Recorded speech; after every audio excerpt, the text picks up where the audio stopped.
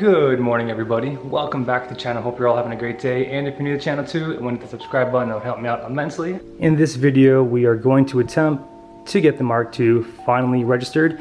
But in order for me to get the Mark II registered, I need to run to the emissions facility and hit their dyno roller.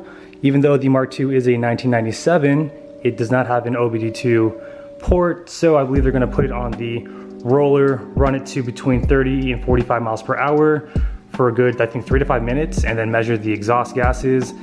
The Mark II doesn't smell too rich nor too lean, and it's been running perfectly, so cross my fingers, everything will work out for the best.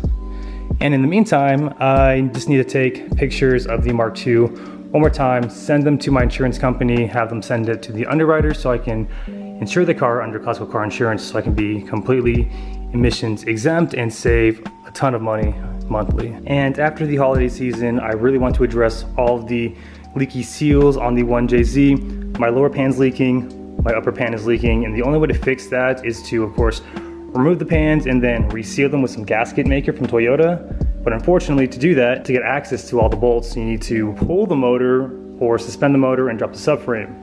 So that's going to be a good week job for me, unfortunately. So after the holiday seasons, when I'm not as busy, I'm going to do that. I did also order a brand new Toyota timing kit. So that consists of front and rear main seals, the 2 cam seals, belt, tensioner, idler pulley, and serpentine belt, and some other seals, which I can do the front section of the motor in a weekend. So I'll definitely address that because my front main seal is starting to leak pretty bad, and again, I want to prolong this car for as long as possible because it's going to be my daily. And then we need to get alignment still. So hopefully if we pass everything today, I can schedule alignment for this weekend. Beautiful. So we are pulling up to emissions right now. Car did amazing, other than it smelling like oil. Mark II is running absolutely beautiful. So crossing my fingers that everything goes well within the next couple of minutes.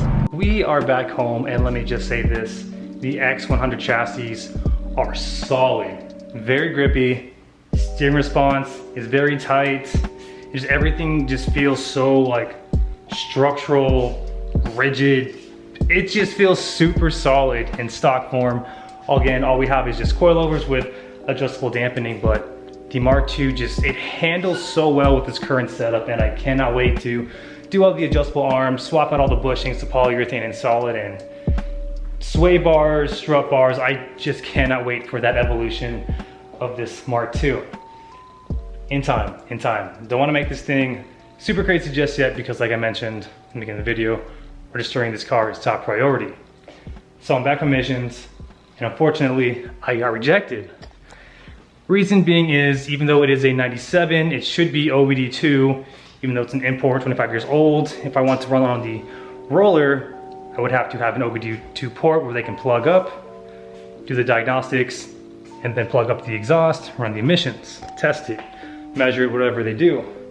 So since Mark II is neither OBD1 or OBD2, since the diagnostic ports are Japanese specific, I cannot run. If it was an OBD1 95, they could just plug up the exhaust and measure the emissions, and if I pass, we'll be good to go get the thing registered. So my best option right now is to register the Mark II under classical car. I just took some photos of the exterior, interior, and engine bay. Gonna go ahead and send that to my insurance agent, have him send it to the underwriter, and crossing my fingers within the next week, or maybe even in this week, we can have the Mark II registered under a classical car, drive less than 3,000 miles a year, pay like 30 bucks for insurance, full coverage, and be emissions exempt for the time I have this car. I guess it sucks today because I was really hyped on just getting everything knocked out, but in the longevity of things, it just works out better. So I just sent over the stock interior pictures to my insurance agent. So now let's go ahead and install the Toyota Boss short hub. Here's the part number there. On the RHD Japan website, it said this was compatible, so cross my fingers, everything works out. And of course, we'll be utilizing my old Vertex Racing, Hell's Racing Series steering wheel I got from my Prelude. So to remove your stock steering wheel on your X100, You got 2 bolts on the right and left side. I used a Torx T30, zip on left and right side, and then your thing should come right off. What I noticed is I don't have this thing connected, and I don't even know what this plug is even for, but I guess that's the reason why I didn't have any horns. That's cool. And then we got this bolt in here. It looks to be a 16, maybe 17. So socket size is confirmed 17 millimeters. Make sure we're on reverse. Give this thing the beans. That was too easy. All right, let's thread this in a little bit. Go ahead and hit the steering wheel. I broke my hand in January, so I gotta be careful. Beautiful. And there we go. I think this might be an aftermarket steering wheel. Oh, cool. Here's the miscellaneous plugs I needed for the steering wheel. Cool. Well, let's go ahead and zip on the new wheel.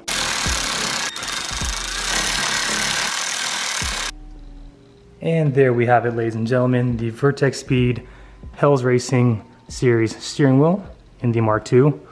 Looks and fits great in here. The Boss short hub fits like a glove, minus this gap here, that's okay. I do plan on buying the We Are Likewise tilt hub, the purple one like I have in my Skyline for the Mark II, or maybe I'll just take the one in the Skyline and put it in my Mark II since I'm not using it. Save me a good 400 bucks, but it looks great. I know we got some clashing colors in here. The Mark II, I did want to do like a purple and black theme, kind of like a Prelude tribute. So we gotta get rid of the red and black checkered floor mats. I'll be hitting RG Japan up again for some G Corporation floor mats in the future, but looks great. I get in,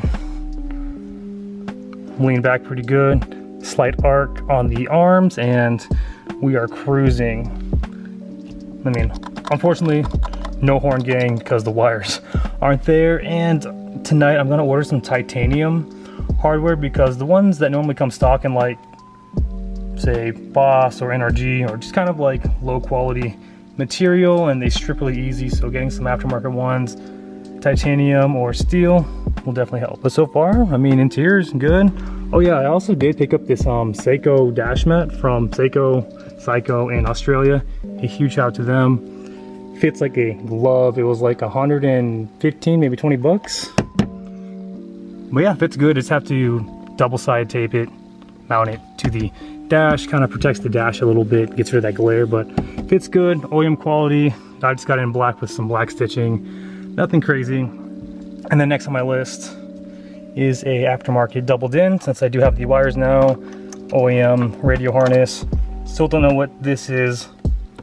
Hopefully it's not for the radio, but we got everything here we need already doubled in. And on that note, everybody, that is all I have for you in this video. Overall, I would say a very successful day. Unfortunately, couldn't get emissions done, but insuring the Mark II under classical car insurance would be more beneficial, so I can do like 5-year tags and not even worry about it like I did the Skyline. Next video, I will keep you all up to date on how the process went. I don't see why not, or why I wouldn't be able to get classical car insurance, because like I mentioned, I'm going through the same process as I am on the Skyline, but still, cross my fingers, everything works out.